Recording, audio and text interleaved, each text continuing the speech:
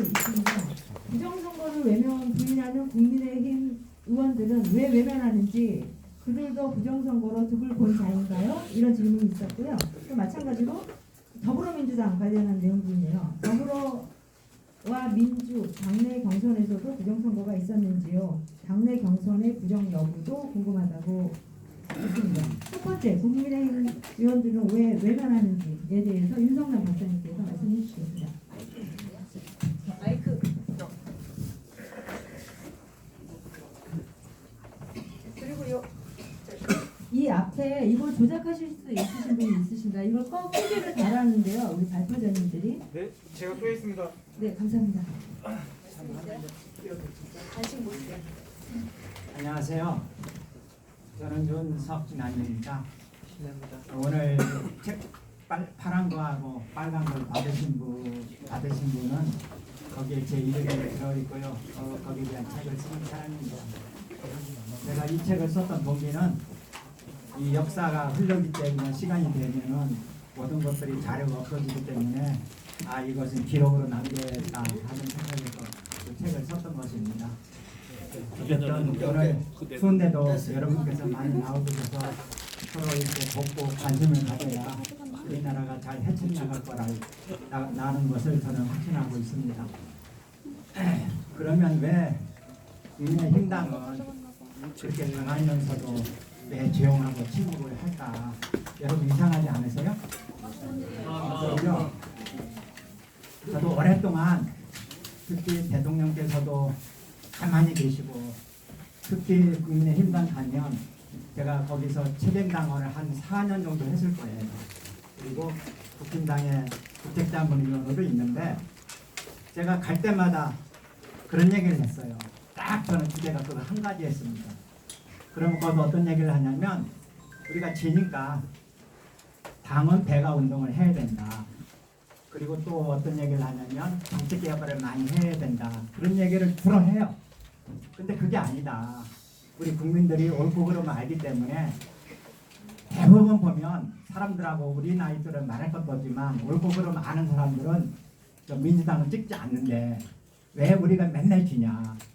맨날 진다면 항상 소위 말해서 지방선거도 옛날에도 졌지만 우리가 한번 지방선거에서 많이 이겼죠. 서울시도 이기고 다 이겼을 때 사실 그런 현상이 왔다 갔다 할 수는 있어도 그렇게 많이 차이 날 이유는 없는 거예요. 예를 들어서 우리 윤석열 대통령께서 2022년 3월 9일 날 대통령 선거를 했었을 때 그때도 사실은 15표 내지 18% 정도 저는 속였다고 보는데 설사 똑같다고 보면 우리가 득표율은 평균적으로 봤을 때 거의 비슷하게 나와야 됩니다. 그거 여러분 못 느끼십니까?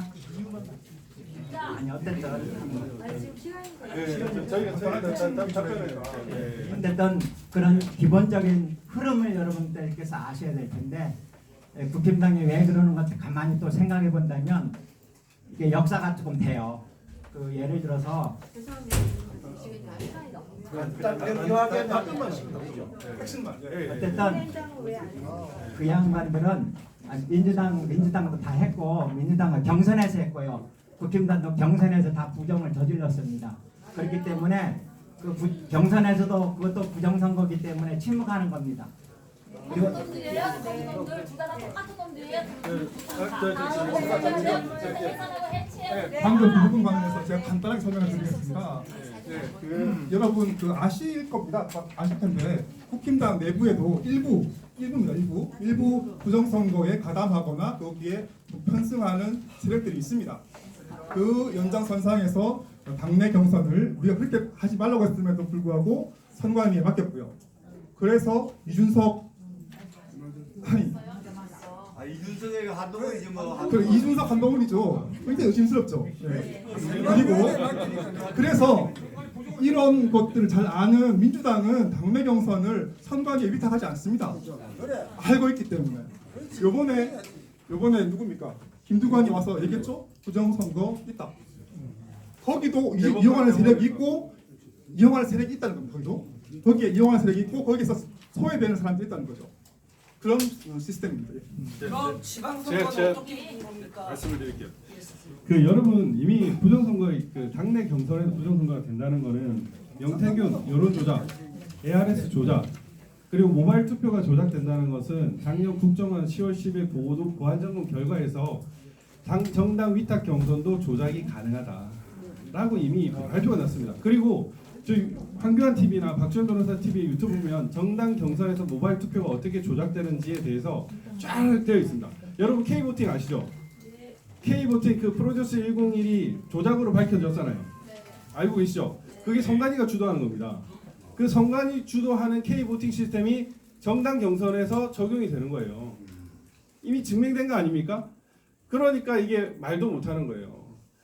제가 뭐 이제 대통령 말도 나오는 판국에 말씀드리겠습니다. 그 나경원이요 뭐 딴 데 가서 얘기하지 말라고 하는데 자기 이준석한테 부정 경선으로 진 거 알고 있습니다. 저한테 그렇게 얘기를 했어요.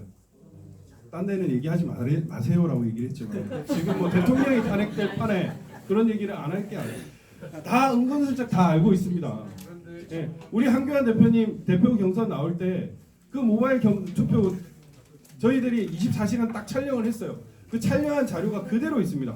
유튜브에 그대로 치면은 구글 코리아에서 좀 조작을 해가지고 저희들이 검색되는 걸 방해합니다. 웨더 카르텔 이런 구글 코리아 검색 안 되는 겁니다. 사실 좀 관심 있으면 구글 코리아 좀 고수 좀 해주세요. 저도 하지만 그런 식으로 장난을 치는 겁니다. 그러니까 국민의힘이 조용한 겁니다. 권력의 창출이 조작 세력으로부터 나오기 때문에 조작 세력은 그 부정을 얘기하는 걸 싫어하는 겁니다. 그래서 국민의힘이 조용하다.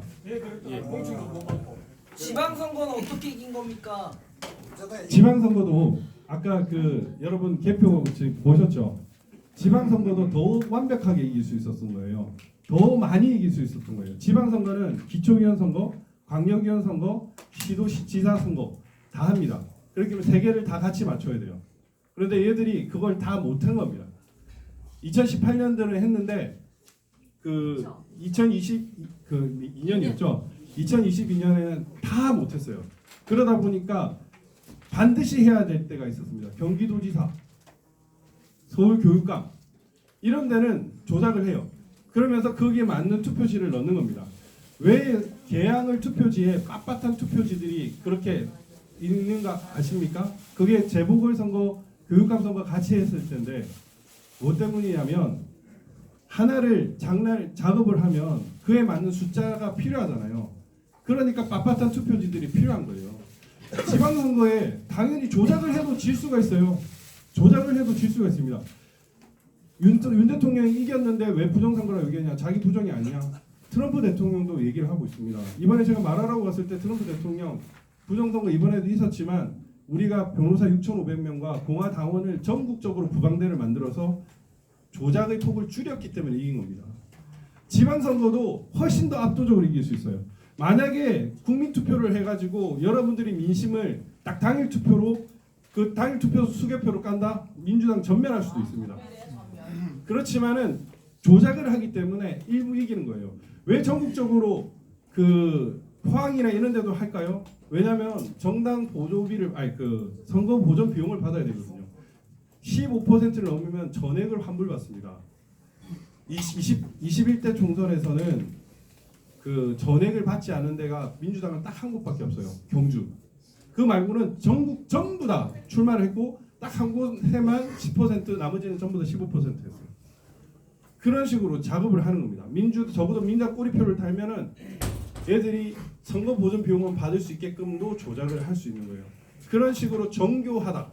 제가 그 중국의 총선 개입과 관련해 가지고 중국의 캐나다, 뉴질랜드, 호주, 미국 다 개입을 했습니다. 거기 보면 캐나다의 CSIS라고 있는데 거기서 그 발표를 했어요.